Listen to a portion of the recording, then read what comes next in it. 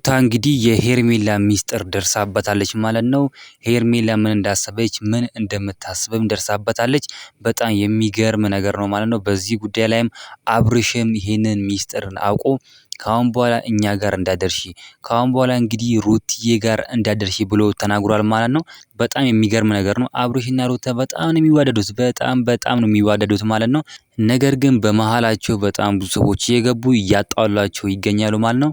ልክ እንደነ ሄርሜላ እንደነ ቡዜ እና እንደነ ሜሪ አይነቶቹ መሃላቸው ገብቶ እያጣሏቸው ይገኛሉ ማለት ነው።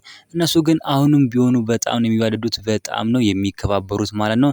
ልጃቸውን አንድ ላይ ማሳደግ ይፈልጋሉ እነሱም አንድ ላይ ሆነው በፍቅር በሰላም መኖር ይፈልጋሉ ማለት ነው።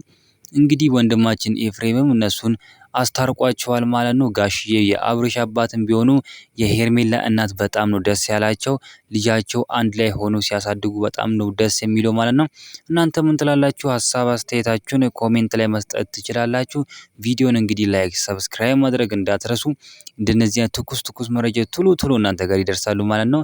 በጣም ነው የምወዳችሁ የማከብራችሁ ውድና እንቁ የሆናችሁ ቤተሰቦቼ